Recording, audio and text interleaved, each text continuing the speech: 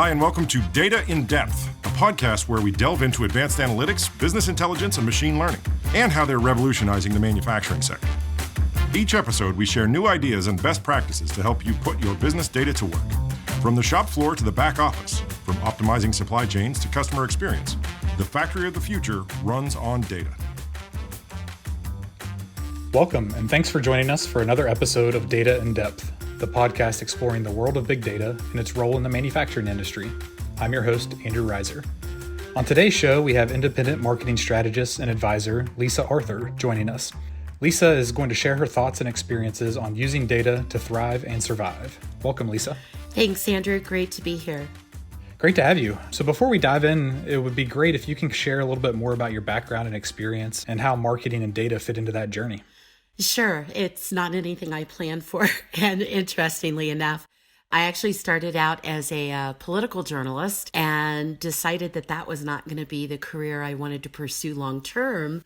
But I took that storytelling and jumped into marketing. But I came up, and that was over 30 years ago in high tech. I came up from the Marcom and brand side, Andrew, like a lot of marketers out there. Mm-hmm. But since I worked with leading companies on data like Oracle and Teradata, and I led big marketing organizations, I had to develop my own data chops. And that's actually, it sparked, I was at first really afraid of it, but then it sparked a love, and not just of the data, but the insights, the outcomes that leaders can drive from this data. So that passion, along with my role as a CMO for a MarTech firm, a Primo, led me to not only use our own tools to revolutionize our marketing, but we led a digital marketing revolution back around 10 years ago, and were acquired by Teradata. I was able, with the data and that MarTech infrastructure, to be able to bring it all together. And in working with amazing clients like the American Red Cross and other big brands, wrote a book to help other marketers embrace and love data. And it's called Big Data Marketing. And I think that's one of the reasons we're here, but also it's still a very relevant term for marketers today, is that big data. And how do we make it not about the data, but the insights and the outcomes about our buyers? Yeah, absolutely. I appreciate the background and level setting. I always like to hear everybody's journey and how that perspective ties into where folks are today. So really appreciate the comments about just having to dive in and understand this world of data and how you can apply it in the MarTech world. But also, as you explained, we're seeing that every day now. So data has become a major impact in every industry. And just in the recent news with the pandemic that's going on right now in the US, a lot of this is data driven. So a lot of data companies have stepped up to present this information out, to share dashboards and reports about how this COVID virus is evolving and changing and the impacts that it's having state by state.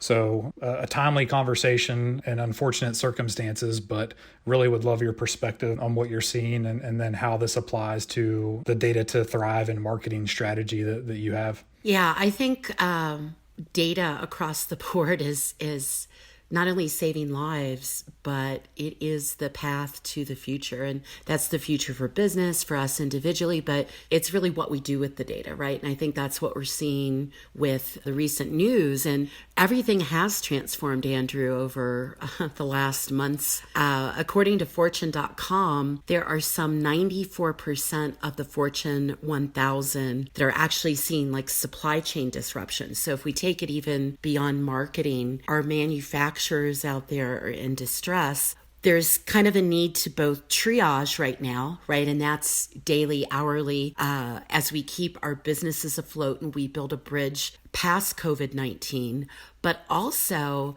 it's a chance to look to the future. And I don't know how many of our listeners out there remember 2008 financial crisis. I certainly was in Silicon Valley for that and saw the doors shuttering and houses foreclosed, and we all came out of it, and for the most part, the businesses that used the time to refocus on the things they needed to coming out of it really thrived in that outcome. So out of this darkness, there are silver linings, and all of our listeners have that ability to help be in that role. So now is the time to retool and get ready for this next phase of business that will shape and we will shape as we emerge from this pandemic, and to focus on the buyers and sourcing too, because I can't keep our supply chains going without both sides of the equation, right? Our customer facing and our supply side of the business. And all of that will help connect go-to-market and supply chain even more than it is today.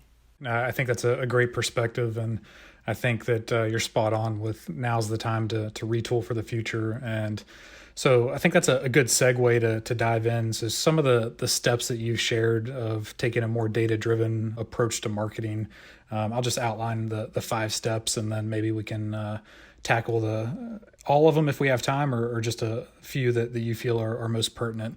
But essentially steps 1 through 5 are: step 1, get smart, get strategic.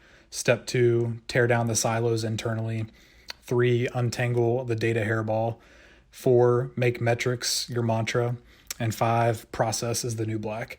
So I'm sure there's a lot of great nuggets in there with each one of those steps, but maybe we can start with that first one: get smart, get strategic, and you can share your perspective on how companies can think about it this way.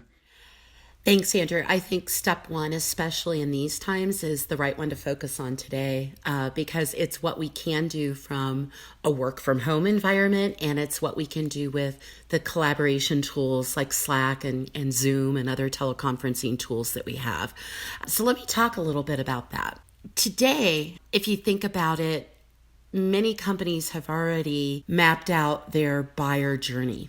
And what do I mean by that buyer journey? It isn't just the marketer's buyer's journey. And we know as B2B marketers, right, more than 60 to 70% of our business is done before we actually get that lead in the door or a conversation. So that digital experience up front is very important. However, it really is mapping the entire process for the customer from, unknown surfing on your website to the point where I'm an advocate for your products and your company.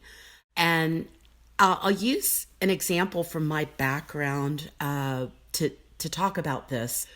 I was at a company that was about 60 million in size at the time.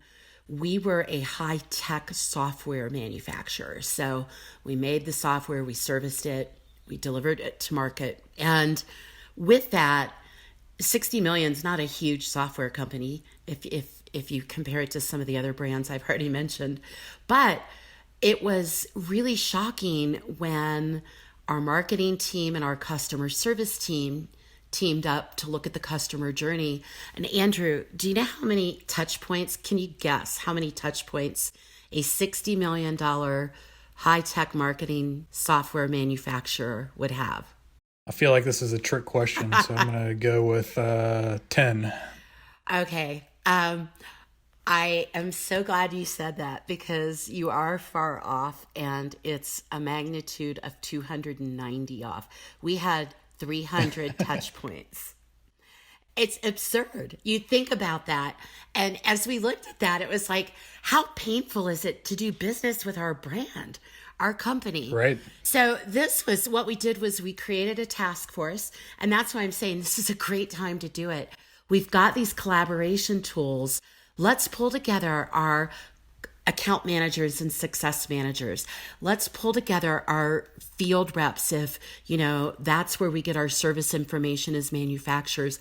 Let's pull all the customer facing teams together and map these out, and then look at where we can reduce it. And that's all the way from I want to court you to be a customer to you're my customer and I want to love you till you're so successful. We're best friends. So that's why I think this is really a good time to do it.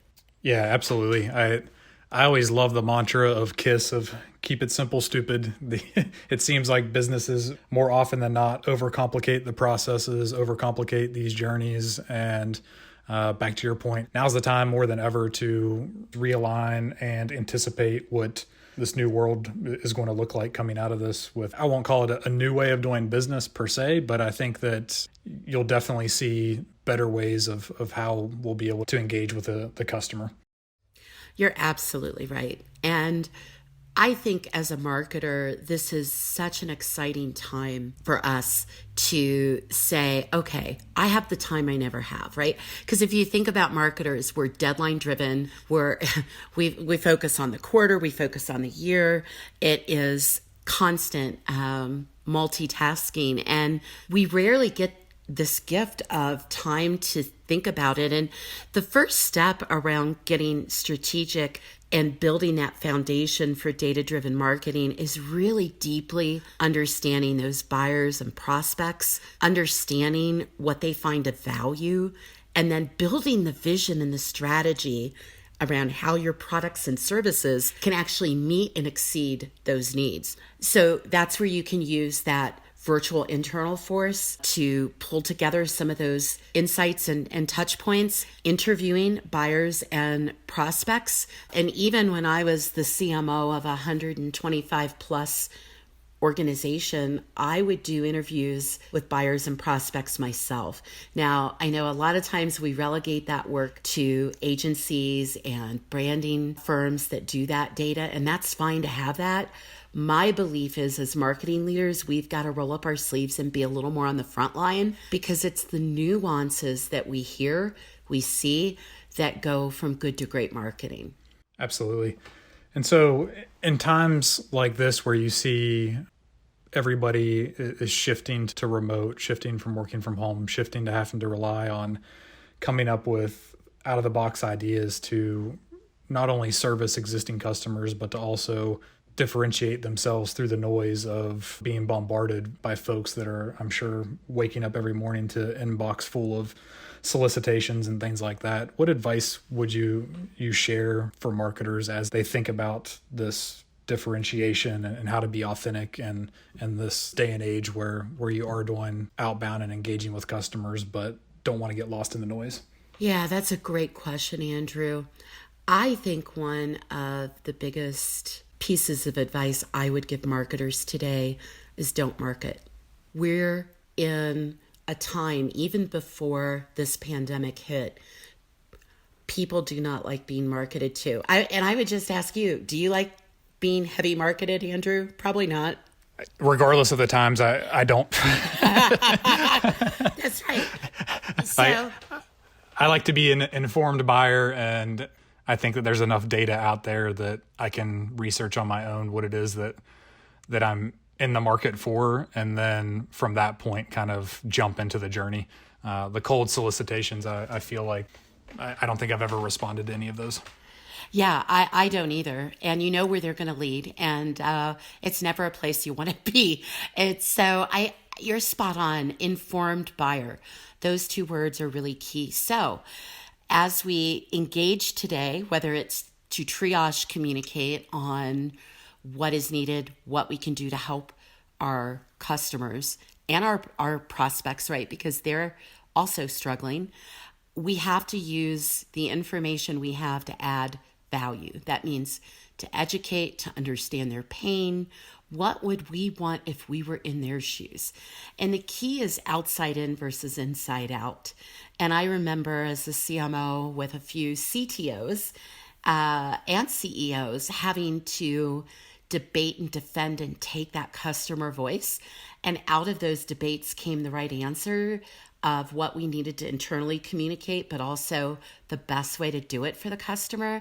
And I think in these times, those debates are not bad. We as marketers should be the champion for those buyers and prospects, what we believe they need based on the data we either have or some calls we've made to find out how we can help, and then the right communications flow. I also think shorter is better. I've noticed a lot of long messages, and I'm not sure, even before this pandemic, people don't take the time. So I call it content junking. If we have a white paper that is, very important and has great content on how to mitigate supply chain disruptions, right, which might very well help today, then let's chunk it out where people can consume it over the course of a few interactions versus all at once. And I think those are going to be successful. So to wrap it up, don't market, be the voice of your customer and use your knowledge of what they need, and then do it in a consumable way so that the engagement continues. Yeah, I love that advice. So something that keeps standing out to me based off of the steps that we walk through that maybe I can get you to untangle a little bit is the data hairball that you reference. So can you maybe shed some light on what you mean by that and how that plays into this? Yeah, for sure. In fact, that was one of the more controversial aspects of the book was Untangle the Data Hairball. Let me talk about why it was controversial first. And I promise not to ask you another question, but this is where I would normally want to ask you, Andrew, what the image of a hairball means, right? And to me, it's just the grossest thing. I have a cat, so I have firsthand experience at it. That might have been the inspiration. But with that, data is everywhere in the organization. And the data we do have, it's a hairball. I remember running complicated campaigns, outbound strategies off of spreadsheets. And the Red Cross, who I worked with, and they were working on untangling the same data hairball for them. They have over 270 chapters in the US alone. That was as of when I was working them a few years back. And all of their data was on Post-it notes in these chapters because these local chapters, it's a not-for-profit. They're not well-funded, right? And I think about manufacturing marketers, and we're probably not that far off. We may not be using Post-its, but spreadsheets and different applications. We've got information here. So we have our own marketing hairball. Then we have our own organizational business hairball, because in marketing, I might need service data for understanding when a product is going to come up for renewal to be able to upsell and cross-sell that customer, right? If I don't have that data, then I'm just pushing promotions because I am guessing of their date and I don't know how they've used the product. I don't have any of that additional information.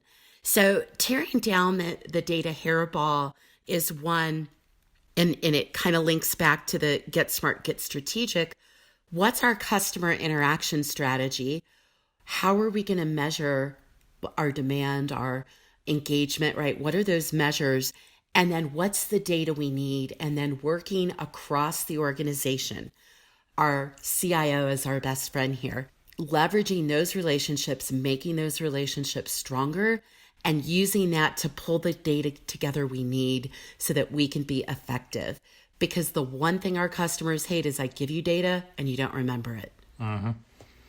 Yeah, I think that's accurate. So let's flash forward a little bit. Let's assume that we are working with a more advanced manufacturer that has untangled the data hairball, has a decent strategy in place, broken down the silos internally, and have access to the right information at the right time. For companies that are in that sweet spot, what's next for them? How do they now take this, for lack of a better word, clean data, informed data that has already been shared with them, and then make sure that they are putting that to the best use for the business and for the customer? Yeah, I think that's a great question. And if you think about what unites marketing and the supply side chain of the house, it's the buyer, right? It's the customer, it's the prospect. And one of the key things is getting the product to the customer. That's a brand experience. It's important in how that happens. So as we're navigating through these times, sourcing and procurement have become a key area for us across the business to look at improving so that we can give our customers what we promise when we promise and do it more efficiently, effectively for our internal business. So that's where I'd love to focus next. I know that's kind of a weird marketing and sourcing, but and it was Dan Malbashian from GM. Dan is now retired, but he's the former global executive of contracting and procurement for GM. And he was based in Detroit. I did a webinar with him in October, and he was the one that kind of helped me understand how important sourcing is, because the way we source components of products, the products, it needs to help not only deliver on the customer needs, but that supply base should also be similar to the customer base. So it's a chance for marketing to inform sourcing and for sourcing to use new tools like AI to actually innovate its supply base and find what they need faster. And in this day and age where we're seeing supply chain disruptions, like we talked at the beginning of the program, that's more essential than ever, Andrew. Absolutely. I think you hit on a couple good key points there. So we often reference the supply chain as the value chain. So whatever partners, suppliers, distributors across the board in this industry, what's the necessary data, the necessary information, and the collaboration and tools and technologies that ultimately bring this data to light to then provide value to the end customer that is ultimately going to be using that product. And so there's a lot of great new technologies with things like blockchain that we've talked about on previous episodes, as well as AI that you just mentioned. So as a parting kind of question before we wrap up the show, where do you see the future of all this going? Is there any insights that you would share or any passion of an area that you plan on diving in deeper in the coming months and years as it relates to all this? Yeah, I've actually been advising a company called Scoutbee over the last year. And I think they are where it's headed. They certainly have others that are doing something similar, but not like they're doing. And if you think about insourcing, in procurement, and what we're seeing now, right? We've got emergency supplies that are needed, but then our supply chains are also still in need, but we're having to kind of throttle things back and forth. What we're seeing is the most innovative procurement leaders are using AI-powered scouting technology to digitize this process, because right now it's taking months, and companies like Scoutbee that leverage an AI engine can turn that to weeks, which in this day and age is critical. We've seen innovators like Audi take this and really quickly source an alternative product, be able to introduce that into their supply chain to actually improve the customer relationship with that product. And what they did was they did it within 7 weeks, and it would have taken months before that. So I think we're going to see sourcing digitized. We're going to see big data like we've seen applied in marketing, applied more in procurement and sourcing.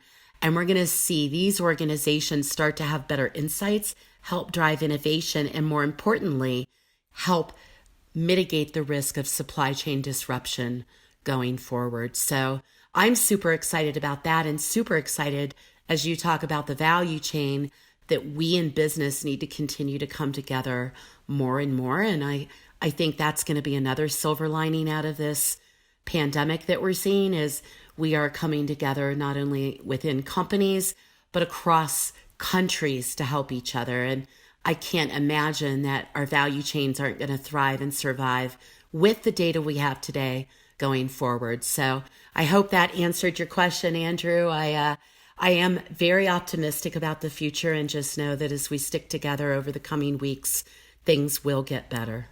Absolutely. Yes, I think that definitely answers the question. And Lisa, I really greatly appreciate your time and the conversation today. Very insightful. And I too am looking forward to what's to come in this space. Excellent. Well, thank you. And thanks to all your listeners for being here. Fantastic. So for those listening, if you'd like to learn more about Lisa, we'll make sure that we include some of her links and the topics that we've discussed today in our show notes. And if you enjoyed this episode, please take a moment to rate the episode and subscribe to Data in Depth, available on iTunes, Google, Spotify, Stitcher, and pretty much anywhere else you might consume your podcasts. Thank you for joining us. Data in Depth is produced by Mountain Point, a digital transformation consulting firm focusing on the manufacturing sector. You can find show notes, additional episodes, and more by visiting dataindepth.com. Thanks for listening, and be sure to subscribe wherever you get your podcasts.